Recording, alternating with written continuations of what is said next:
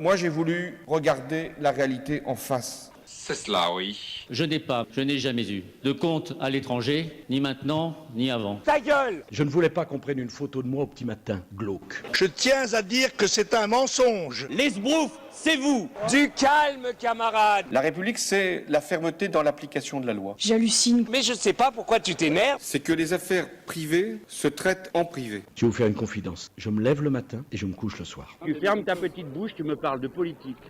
Bonsoir à tous, bienvenue dans ce 29e numéro de l'Hebdo Politique, une émission spéciale consacrée aux élections européennes ce dimanche. L'Hebdo Politique, Nicolas Kirillovitz. Et ce soir, je reçois l'un des nouveaux visages du Front National, Aymeric Choprade, tête de liste du Rassemblement Bleu Marine aux Européennes en Ile-de-France. Bonsoir. Bonsoir.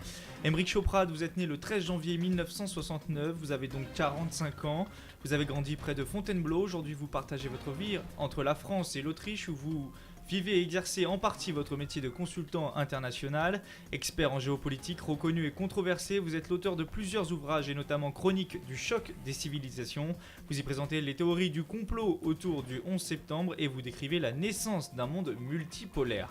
Aux Européennes de 2004, vous avez soutenu Philippe de Villiers avant de vous rapprocher de Marine Le Pen que vous conseillez depuis 2010 sur les questions internationales.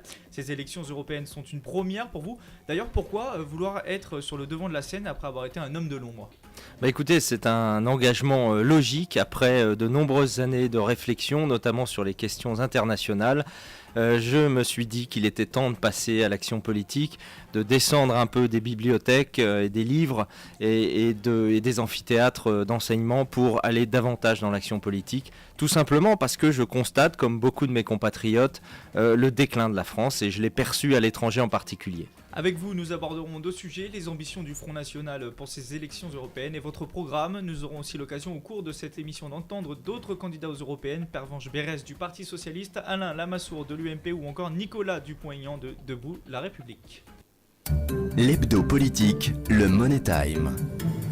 Et on commence cette émission avec le Money Time, c'est une série de questions-réponses rapides. Le but, Aymeric Choprade, apprendre à mieux vous connaître et voir si vous suivez sérieusement l'actualité. Vous êtes prêts ? Je suis prêt. Combien de députés comportera le prochain Parlement européen ? Le savez-vous ? Oui, absolument, 774. 751, dont 751, oui, absolument, confirme. 774 pour la France. Le fabricant d'aluminium Picheney absorbé par le Canadien Alcan, Arcelor absorbé par le Britannique d'origine indienne Mita, le Chinois Dongfeng qui rentre au capital de PSA Peugeot Citroën. Doit-on s'inquiéter pour l'avenir des entreprises françaises ? Évidemment, bien sûr, il y a une désindustrialisation d'un côté et puis il y a une prédation de la part de groupes américains. On le voit avec Alstom et General Electric ou Siemens pour l'Allemagne. Et donc c'est évidemment très inquiétant. Notre outil industriel et en particulier dans les domaines stratégiques est en train de partir en morceaux. Savez-vous en quelle année l'Autriche est-elle rentrée dans l'Union européenne ? 1995 ? Exactement, c'est en même temps que la Suède et la Finlande. Je rappelle que vous vivez une partie de l'année en Autriche. Fini l'écotaxe, Ségolène Royal, ministre de l'écologie et de l'énergie, a évoqué plusieurs pistes comme taxer les camions en provenance de l'étranger. Êtes-vous favorable à une taxe de ce genre ? Écoutez, nous considérons qu'il y a trop de taxes et que les Français en permanence sont en train de payer, notamment les Français qui travaillent, de payer pour ceux qui ne travaillent pas, qui pèsent sur les comptes de la France. Et par conséquent, nous ne sommes pas du tout pour ajouter des taxes aux taxes. Trop d'impôts tue l'impôt, c'est l'adage bien connu et nous sommes vraiment malheureusement aujourd'hui dans cette réalité. Petit retour en arrière, savez-vous combien font 75 € en francs ? En francs français. Écoutez, en francs français, un peu plus de 75 €, il faut multiplier par c'est à peu 6. Près. Vous avez une idée peut-être ? 500 francs. Exactement, voilà. C'est ça. La francophonie, vous y êtes attaché d'après ce que j'ai lu. Combien compte-t-on de pays francophones membres de l'Organisation internationale de la francophonie ? Le savez-vous ? Je l'ai su, mais je crois qu'il y a 78 pays, c'est ça ? Alors c'est ça, près de 80 exactement, 57 États membres et 20 observateurs, 890 millions de personnes parlent aussi français dans le monde, on pourrait atteindre le milliard en 2060. Les syndicats sont-ils légitimes selon vous pour défendre nos intérêts ? Le principe du syndicalisme est légitime, il est évident que les gens doivent pouvoir se défendre et les contrepoids sont importants dans une démocratie, dans tous les domaines, il faut des équilibres et des contrepoids. Le problème des syndicats et d'une grande partie des syndicats actuels, c'est leur idéologisation historique et le fait qu'ils n'arrivent pas à s'émanciper d'un certain nombre d'idéologies et qu'ils s'éloignent donc de la véritable défense des travailleurs. D'après un récent sondage, près de 70% des Français ne font pas confiance aux syndicats. Qui est actuellement président du Parlement européen ? Écoutez, le président du Parlement européen, alors là, franchement, vous me collez parce que c'est un trou. C'est Martin Schulz, c'est le candidat du socialiste, exactement. Pour la Commission européenne, il a 58 ans. Au cinéma, parmi les films sortis ces dernières semaines, vous iriez plutôt voir 24 heures la vérité sur l'affaire Ilan Halimi, Spider-Man ou Le Dernier Diamant ? Ou peut-être J'irai voir avec mes enfants Spider-Man. Situation complexe dans l'Est de l'Europe entre l'Ukraine et la Russie. Vladimir Poutine, le président russe, vous le soutenez, vous l'admirez ou vous le craignez ? Aucun des trois. Il y a aucune raison de soutenir Vladimir Poutine. C'est le président de la Russie. Moi, je suis français. Ou de l'admirer, c'est possible parce que je crois que c'est un personnage de qualité et qui a fait beaucoup de bien à la Russie. Ce que je crains, c'est pas Vladimir Poutine. Ce que je crains, c'est les risques de guerre dus à la politique des États-Unis et de l'Union européenne qui suivent les États-Unis dans cette affaire d'Ukraine, alors que des solutions simples existent pour préserver la paix. Alors je rajouterai que vous étiez en mars dernier en Ukraine en qualité d'observateur lors du référendum sur la réunification de la Crimée à la Russie. L'hebdo politique. Premier thème que nous allons aborder avec vous, Aymeric Chauprade, ce sont les ambitions du Front National pour ces élections européennes. D'après les instituts de sondage, vous êtes crédité de 20 à 23% des voix le 25 mai prochain. Est-ce qu'on peut dire qu'en dessous de 20%, ça serait un échec pour le Front National à ces européennes ? Vous savez, moi j'aime pas beaucoup les pronostics parce qu'on n'a pas beaucoup de bases d'études crédibles, sérieuses. Ce que je crois, c'est qu'il y a une dynamique très forte aujourd'hui dans le pays en faveur du Front National et que très certainement, oui, nous dépasserons 20%. C'est évident. Jusqu'où irons-nous, je ne sais pas encore, évidemment. Ça dépendra aussi des différentes régions, mais la dynamique est très forte. Alors 20%, ce serait un peu un exploit, puisqu'en 2009, vous n'aviez fait qu'à peine plus de 6% des suffrages. En Ile-de-France, c'était pire, puisque le Front National n'avait pas passé la barre des 5% et n'avait donc pas d'élus au Parlement européen. Je parle pour la région Ile-de-France. Quelle est votre ambition, à vous, en Ile-de-France, justement ? Fixer un objectif ? Non, pas chiffré parce que, comme vous le rappelez fort justement, selon les élections, il y a eu des scores très différents, des conditions aussi, des contextes politiques très différents, et par conséquent, je ne chiffre pas. Mais encore une fois, je vous l'ai dit, la dynamique, elle est forte, on la sent sur le terrain, il y a une vague bleu marine au niveau national, il y a très clairement un échec dans l'esprit des Français de l'UMP et du PS, de ce que nous appelons l'UMPS, parce qu'au fond, malgré quelques nuances, c'est la même politique, à la fois au niveau national et encore plus au niveau européen, parce qu'au niveau européen, l'UMP et le PS votent en permanence tous les textes de la même manière, de façon uniforme, et conformément à des intérêts qui sont d'ailleurs le plus souvent extérieurs à ceux de la France et de l'Union européenne.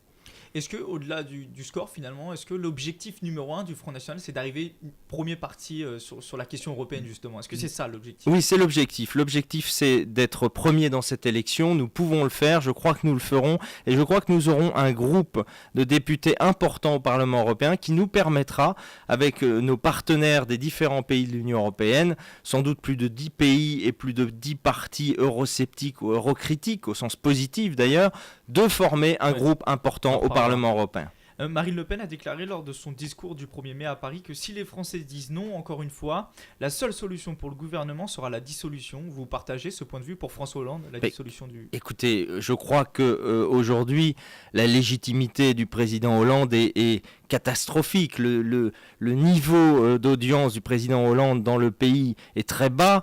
Il a échoué sur toute la ligne et par conséquent, il paraît évident qu'il doit tirer les enseignements, les leçons des messages qui sont envoyés par les Français. C'est évident. Donc bien sûr que François Hollande devra partir et tirer les conséquences. C'est un terrible échec aujourd'hui du socialisme en France après l'UMP. Mais vous allez aux européennes pour sanctionner Bruxelles ou pour sanctionner Paris ? On va aux européennes parce que nous avons un projet positif pour la France. Parce que ce qui a été mené aujourd'hui par l'UMP et le PS, s'agissant de la construction européenne et de la politique nationale, n'a pas fonctionné. On en voit les conséquences au niveau du chômage, de l'immigration complètement incontrôlée, des fractures qui sont de plus en plus importantes entre les Français. Et donc les Français voient bien que ce système de l'Union européenne ne fonctionne pas, qu'il ne construit pas d'Europe puissance. alors que c'est ce qui avait été promis aux Français, une Europe puissance pour nous protéger des États-Unis, pour nous protéger de la concurrence des pays émergents. Et les Français voient bien que ce n'est pas ça qui est au bout du chemin de la construction européenne, bien au contraire, mais une désindustrialisation, des délocalisations, une perte d'emplois, une perte de perspective. Par conséquent, nous avons un projet, nous. C'est ce qui marche dans le reste du monde. Le projet du Front National, c'est la souveraineté. C'est ce qui marche ailleurs. On aura l'occasion d'en reparler. L'abstention pour les élections européennes n'a cessé d'augmenter depuis le premier scrutin en 1979. Il y a 5 ans, l'abstention n'était pas loin des 60%. Les électeurs se déplaceront-ils le 25 mai ? On a recueilli quelques avis à ce propos, écoutez. J'espère que je vais avoir un peu plus d'informations qu'on en a eu jusqu'à présent déjà, et savoir pour qui on va devoir voter. Sinon, je ne me déplacerai pas, quoi, c'est sûr. Le citoyen français est de plus en plus éloigné du monde politique. On a vraiment l'impression que ces gens-là s'amusent et que on n'est pas partie prenante. Il faut dire que là, on sort des élections municipales, donc je ne sais pas si les gens vont être vraiment motivés pour aller voter. Déjà lassé par rapport à la politique française, qui est décevante, donc j'ai aucun intérêt et aucune envie de m'intéresser à la politique européenne. Alors vous l'avez entendu, les gens ne semblent pas passionnés du tout par ces élections. Alors d'après les sondages, 6 Français sur 10 s'y intéressent. C'était 7 sur 10 pour les élections municipales. Comment vous allez faire pour mobiliser les gens, d'autant que vous cherchez à mobiliser des eurosceptiques, donc qui sont encore moins susceptibles de se déplacer ? Non, bien au contraire, mais si vous voulez, les Français voient que l'Union européenne telle qu'elle s'est construite ne fonctionne pas aujourd'hui. Il faut faire comprendre aux Français que le fatalisme n'est pas la solution. L'abstention, c'est d'abord la mort à petit feu de la démocratie. Or, nous tenons tous à notre démocratie, il faut participer. Et si les choses ne marchent pas, il y a forcément des solutions, il faut les chercher. Nous, ce que nous disons, c'est très simple, et la réalité nous donne raison année après année. C'est que la voie qui a été choisie dans cette construction européenne, qui est le transfert massif de souveraineté dans tous les domaines de la nation vers l'Union européenne, vers la Commission européenne et le Parlement européen, est un échec parce que nous avons perdu nos souverainetés nationales et qu'il n'y a pas de souveraineté européenne. Il y a, au fond, plus d'États-Unis qui viennent par le traité transatlantique, je pense qu'on en reparlera, et il y a évidemment une absence de barrières, de frontières, de protection face aux pays émergents qui nous font une concurrence déloyale. Donc bien sûr qu'il y a des solutions. Il faut que les gens ne soient pas désespérés et qu'ils n'abandonnent pas. Je comprends leur lassitude, je comprends qu'ils ne croient plus dans la politique puisqu'ils ont été trompés pendant plus de 30 ans et qu'on leur a vendu un projet européen qui ne fait pas l'Europe mais qui tue petit à petit à la fois l'identité des peuples européens et aussi leurs économies. Marine Le Pen a déclaré vouloir bloquer l'avancée de l'Union européenne. Si vous êtes élu, ça sera ça votre boulot, justement ? Mais bloquer pour construire autre chose, bien évidemment. C'est pas bloquer pour bloquer, c'est pas faire de l'opposition négative. C'est simplement peser par le vote massif des Français pour réorienter l'Europe vers le réalisme, c'est-à-dire la coopération entre des États souverains. Il faut récupérer notre souveraineté dans tous les domaines, dans le domaine économique, monétaire, dans le domaine de la diplomatie, bien évidemment, dans le domaine de la défense, dans tous les domaines pour pouvoir développer nos alliances en fonction de nos intérêts et de la même manière pour nos partenaires européens. Le Front National a actuellement 3 députés européens, Bruno Gollnisch, Jean-Marie et Marine Le Pen, des eurodéputés souvent pointés du doigt comme d'autres eurodéputés pour leur inaction et leur manque de présence au Parlement. On écoute sur ce point la tête de liste du Parti Socialiste en Ile-de-France, Pervenche Berès. Moi, ce qui m'inquiète, c'est ceux qui enverraient l'extrême droite au Parlement européen. D'abord, ce serait une manière de stériliser un vote.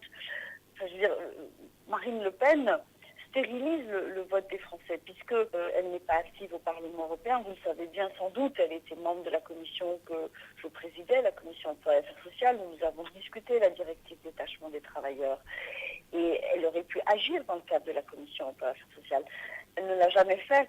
Et d'ailleurs, elle est quand même dans des contradictions incroyables, parce qu'au moment où le résultat de la négociation a été voté en plénière, alors même qu'elle n'a pas de mot assez dur contre cette directive, elle s'est abstenue contre le résultat final. Donc moi je n'arrive pas à comprendre ni ce qu'elle fait, ni comment elle peut porter les espoirs des Français qui voteront pour elle. Alors on a vu Pervenche Berès très critique à propos de Marine Le Pen. Est-ce que vous, si vous êtes élu eurodéputé, vous serez un député très investi, irréprochable? D'abord, il y a un mythe sur la soi-disant non-participation ou non-implication des députés du Front National au Parlement européen. C'est à peu près équivalent à ce que vous avez fait en me taxant de complotisme sur le 11 septembre. C'est une présentation qui n'est pas conforme à la vérité. Il y a une différence d'ailleurs, j'y reviens, entre présenter des analyses qui existent dans le monde et qui ont une audience et les présenter de manière scientifique et contradictoire et adhérer à ces théories. Donc il faut quand même bien revenir à l'exactitude des choses. S'agissant de l'Union européenne, ce que disent les socialistes est assez incroyable et ce que dit aussi l'UMP. Au fond, ça revient à dire que si vous êtes opposant, il ne faut pas voter. C'est une sorte de déni de démocratie. Puisque vous êtes contre ce modèle d'Union européenne, faut pas voter et il ne faut pas y participer. Donc il faut rester chez soi et il faut ne pas exister finalement sur la scène démocratique. C'est un déni de démocratie, c'est évidemment un sophisme, c'est une absurdité logique. Évidemment qu'il faut voter pour pouvoir peser et défendre une autre Europe, celle de la coopération entre les États et celle du bien commun des Français. Ce que dit Pervenche Berès sur la participation aux commissions est évidemment faux, parce que vous savez, quand vous avez 3 députés, vous ne pouvez pas constituer de groupe. Par conséquent, vous pouvez être présent aux sessions plénières du Parlement, et c'était le cas, nos députés sont parfaitement présents à Strasbourg aux sessions plénières. En revanche, pour ce qui concerne des commissions spécialisées, là, quand vous n'avez pas de groupe, vous ne pouvez pas peser, vous ne pouvez pas présenter de rapport sans que ce rapport soit complètement caviardé ou dénaturé, vous ne pouvez pas présenter d'amendements solides.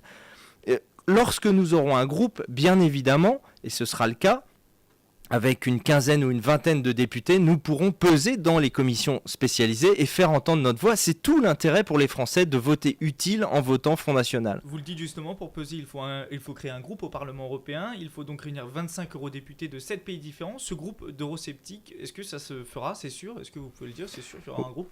Oui, c'est sûr, il y aura un groupe parce que d'abord il y aura un groupe Front National important, ensuite nous avons une dizaine de pays susceptibles de nous apporter des députés eurocritiques, eurosceptiques permettant de constituer un groupe. Vous savez qu'il faut 7 nationalités, 25 députés comme minimum pour constituer un groupe au Parlement européen.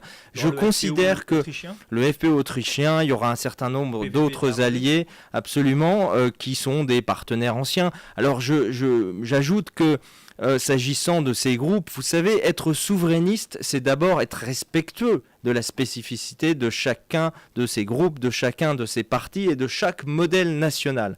Donc, ça veut dire que nous défendons en commun l'identité et la souveraineté, mais que nous ne sommes pas comptables des paroles, des mots des uns ou des autres sur tel ou tel domaine. Chacun de ces partis a le droit à ses spécificités, a le droit à son rapport particulier à la religion, c'est le cas du PVV, nous ne sommes pas exactement sur les mêmes positions, mais nous nous retrouvons pour défendre le droit d'être souverain. Alors on parlait du PVV néerlandais qui tenait son leader, Geert Wilders, qui avait tenu des propos assez durs envers les Marocains récemment.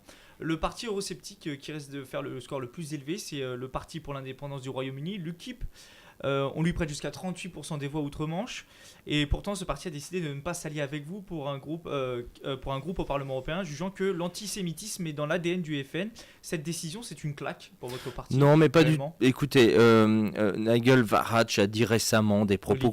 Le leader du UKIP a dit des choses très différentes, récemment beaucoup plus douces à notre rencontre. Évidemment, je ne sais pas ce qui lui était passé par la tête pour dire de telles stupidités à propos de l'antisémitisme ou du racisme. Mais ce qui est certain, c'est que UKIP, nous gardons de bonnes relations, les jeux sont ouverts, si vous voulez. Rien n'est fait. Rien n'est scellé. Nous verrons en fonction des rapports de force. Je pense que ces propos sont stériles. Il n'y a pas besoin. Ils sont un peu personnels. Il n'y a pas besoin de polémiquer. UKIP a sa spécificité. Ils ont peut-être aussi un autre rapport aux États-Unis que le Front National et donc au modèle de l'Europe. Mais quoi qu'il en soit, c'est un parti important qui va se faire un score important. J'ajoute que dans le parti conservateur, M. Cameron, il y a aussi beaucoup d'eurocritiques. Donc, vous voyez qu'à l'échelle européenne, oui, des souverainistes de façade. Non, pas Laurent Wauquiez. Laurent Wauquiez n'est pas souverainiste. Laurent Wauquiez veut revenir à une Europe à 6, ce qui est quand même assez cocasse. Nous sommes à 28. Il a validé tous les élargissements et tout d'un coup, pour se distinguer, et puis parce qu'il constate que l'Europe telle qu'elle se fait, ça marche plus, il se distingue en sortant un livre en expliquant qu'il faut revenir au père fondateur et à l'Europe des 6, tout en étant pour l'euro. Il faut quand même le signaler. Donc l'UMP aujourd'hui, c'est le grand bazar s'agissant de l'Europe. Tout vous y est proposé. Vous pouvez trouver l'européisme le plus affiché, le plus assumé de M. Lamassoure, qui n'a toujours pas compris qu'il y a un problème avec le système européen. Et ça commence à être inquiétant parce qu'il a quand même de l'expérience et des années derrière lui. On l'entendra après, M. Lamassoure, justement. Absolument. Vous pouvez trouver M. Wauquiez qui veut revenir à 6. Vous avez M. Guénaud qui, lui, est souverainiste. Pour venir sur le Parti pour l'indépendance du Royaume-Uni, ça aurait été un allié de choix s'il avait dit oui tout de suite. Tout de même. Bien sûr, mais nous négocions et je le répète, nous aurons un groupe important puisque il y a au moins 7 nationalités qui sont favorables à s'allier avec nous et le Front National a le vent en poupe. Et puis vous savez, les Britanniques aiment l'indépendance et ils ont toujours beaucoup de mal à être commandés par des Français. C'est l'heure maintenant de faire une pause musicale et on se retrouve tout de suite après pour parler en profondeur du programme de votre parti pour ces élections européennes. L'hebdo politique. De retour dans l'hebdo politique en compagnie d'Aymeric Chauprade, tête de liste du Rassemblement Bleu Marine Front National en Ile-de-France. On va s'intéresser maintenant au programme de votre parti pour ces élections européennes. Pas de surprise, sortie de l'euro, fin de la libre circulation, retour à la pleine souveraineté nationale. Des éléments que l'on retrouvait déjà dans le programme du Front National en 2009. Un programme qui ne vous avait pas forcément réussi, je l'ai dit, vous n'aviez rassemblé que 6,34% des suffrages au niveau national. Pourquoi cette fois-ci, en 2014, ça marcherait ? Tout simplement parce que la souveraineté s'impose peu à peu dans les esprits. On voit bien que la perte de souveraineté dans tous les domaines a créé des problèmes économiques, des problèmes identitaires aussi très forts pour la France. Et par conséquent, les Français, peu à peu, comprennent que un vieux pays comme la France, qui a 1500 ans d'histoire, a tout à fait les moyens de reprendre son destin en main. Ce qui ne veut pas dire l'isolement, bien évidemment. Notre projet n'est pas l'isolement. Notre projet, c'est la coopération entre États souverains. Et je le disais tout à l'heure, au fond, c'est ce qui marche dans le reste du monde. Que sont les États-Unis ? Qu'est la Chine ? Qu'est-ce que la Chine, sinon un pays souverain ? Tous ces pays sont souverains, ils ont la souveraineté monétaire, ils ont donc la capacité d'ajuster la valeur de leur monnaie en fonction de la situation économique. Ils disposent dans leurs mains de leviers importants pour faire de la politique économique et pour véritablement s'adapter à l'environnement économique mondial. Donc la souveraineté, c'est ce qui marche dans le reste du monde et nous proposons de restaurer cette souveraineté. Mais par exemple, l'idée du retour aux France, c'est pas forcément une idée qui fédère complètement tous les Français. D'après les sondages, c'est à peu près 60% de Français qui sont contre. Alors, ça ne fait pas peur de telles mesures ? D'abord, le problème, c'est qu'il y a une telle désinformation s'agissant de l'euro qu'il est très, très difficile d'expliquer ce que nous voulons faire. D'abord, nous ne voulons rien faire de brutal. Nous ne voulons pas sortir brutalement de l'euro. Nous voulons mettre sur la table la question de l'euro parce qu'il y a un problème qui est d'ailleurs de plus en plus reconnu. Vous savez que ça ne vous a pas échappé. De très nombreux commentateurs, journalistes, analystes publient des ouvrages, discutent de l'échec de l'euro. Certains même proposent de sortir de l'euro pour sauver l'Europe. Les mêmes qui, il y a 5 ans encore, vantaient les mérites de l'euro et l'horizon indépassable de l'euro. Et de la même manière, il y en a beaucoup d'autres qui sortent des ouvrages en disant que l'euro, c'est aussi... Il n'y en a plus beaucoup. Non, personne aujourd'hui sur la place ne sort un ouvrage en expliquant que l'euro, c'est la panacée. Ça, je crois que plus personne ne le fait. On voit bien que c'est une monnaie trop forte pour l'Europe et pour sa compétitivité, en particulier pour la France. C'est peut-être une monnaie adaptée à l'Allemagne, ça lui permet d'avoir encore un excédent commercial de 200 milliards d'euros,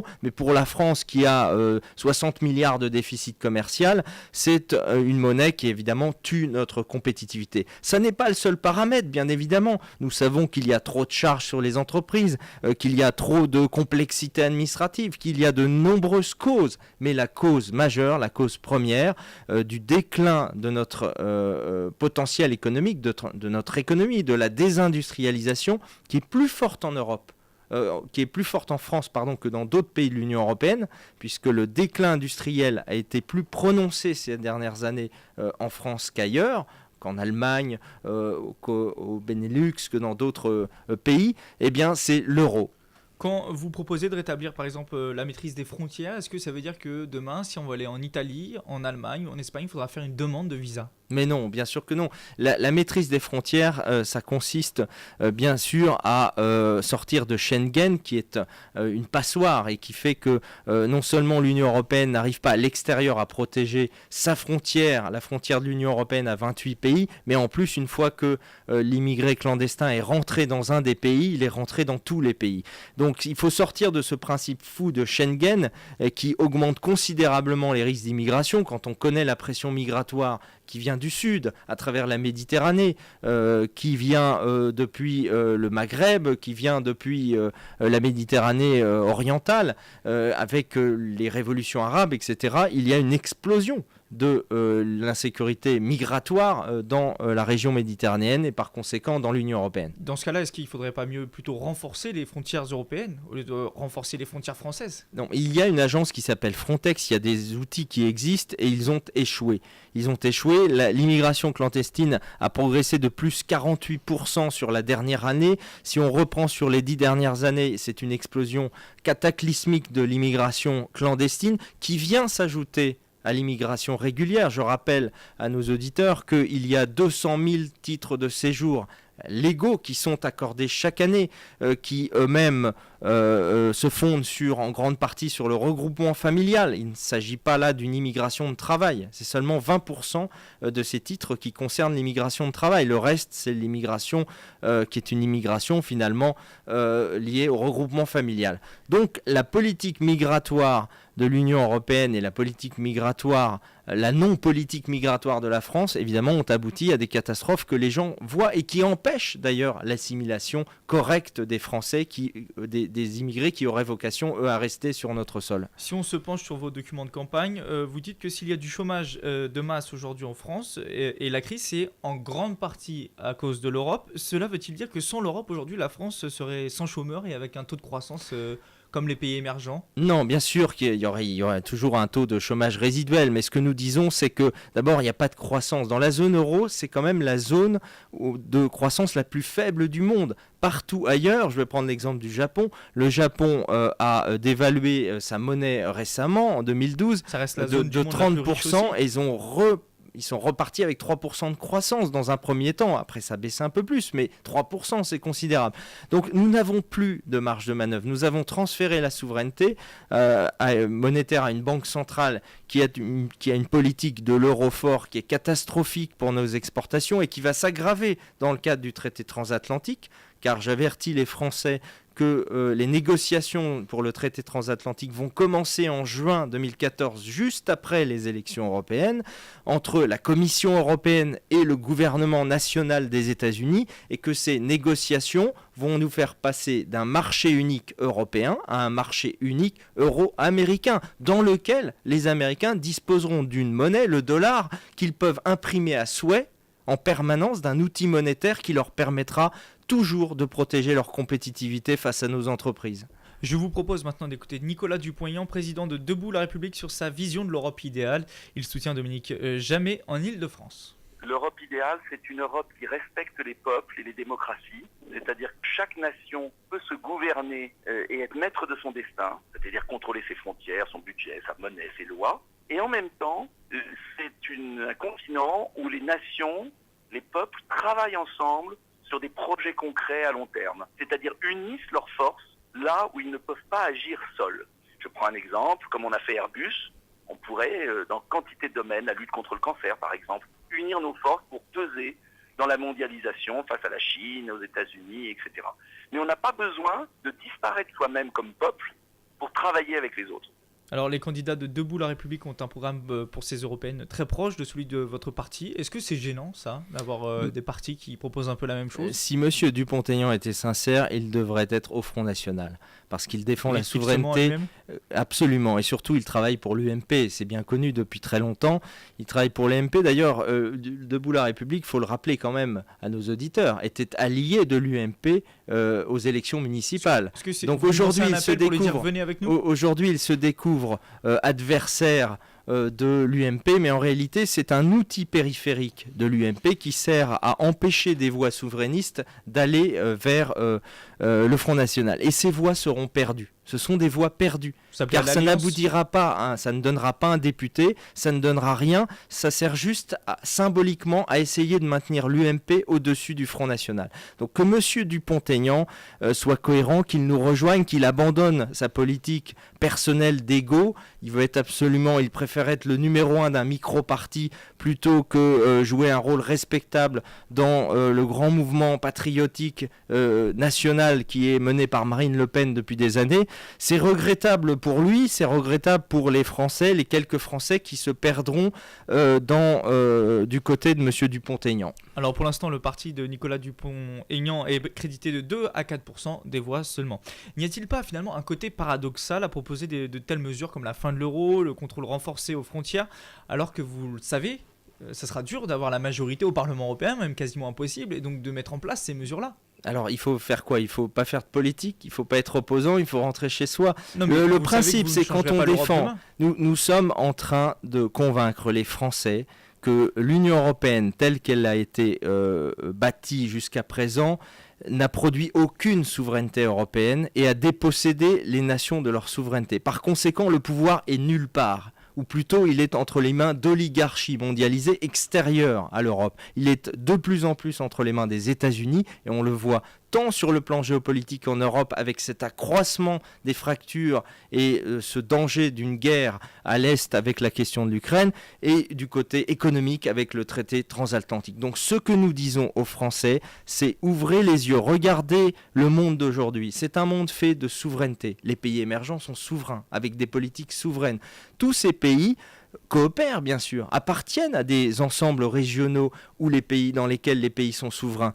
Et ce qui est une anomalie, c'est l'Union européenne telle qu'elle existe aujourd'hui, qui est un projet archaïque, qui date de la guerre froide, un projet de bloc monolithique et qui ne correspond pas aux réalités du monde d'aujourd'hui, qui a besoin de souplesse, de flexibilité, d'adaptabilité aux réalités du monde. Et l'idée de ma question, c'est est-ce qu'aujourd'hui vous faites un travail de fond et l'objectif n'est-il pas 2019, 2024, plus loin pour cette fois-ci avoir une majorité et pouvoir... Le combat pour redresser la France s'inscrit bien sûr dans la durée. Petit à petit, nos idées gagnent du terrain et elles gagnent d'ailleurs de plus en plus rapidement du terrain. Nous avons, je crois, gagné la bataille sur l'immigration. Les Français sont conscients que pour fabriquer des Français, il faut une politique d'assimilation forte et il faut réguler l'immigration. Les Français l'ont compris, une non-politique ou une anarchie migratoire, c'est contre-productif, y compris pour les immigrés et qui veulent s'assimiler, qui font l'effort de travailler et d'être honnêtes dans notre pays. Alors Aymeric Chauprade, vous êtes un expert des questions internationales et c'est justement en matière de négociations internationales que l'Europe est la plus utile d'après Alain Lamassoure, tête de liste de l'UMP en Ile-de-France. Sur tout ce qui concerne les spécificités françaises, l'éducation, la culture, le système de sécurité sociale, la santé, les retraites, la redistribution entre les riches et les pauvres, c'est-à-dire la fiscalité entre les jeunes et les vieux, entre les malades et les bien portants, tout cela, ça reste la France. En revanche, pour... négocier avec M. Poutine dans l'état d'esprit où il est actuellement, pour parler business avec Washington et Obama, pour parler business avec la Chine, pour faire face à la lutte contre le terrorisme islamiste, il est évident que la France tout seul serait impuissante. C'est au niveau européen que les grands problèmes du XXIe siècle doivent être abordés. Vous êtes d'accord avec cela? Les questions internationales, c'est au niveau européen ou la France toute seule peut... Pas du tout. Je vais prendre le dernier exemple que M. Lamassoure a cité, c'est le terrorisme. Mais précisément, aujourd'hui, ce qui protège les Français, c'est la qualité de nos services de renseignement, le travail de la DCRI, de la DGSE à l'extérieur, beaucoup plus qu'une pseudo-politique européenne. Alors, on peut avoir des échanges, et il faut avoir des échanges de renseignements entre pays souverains. Ça n'a aucun rapport avec la Commission européenne. Ce que M. Lamassoure raconte est absolument...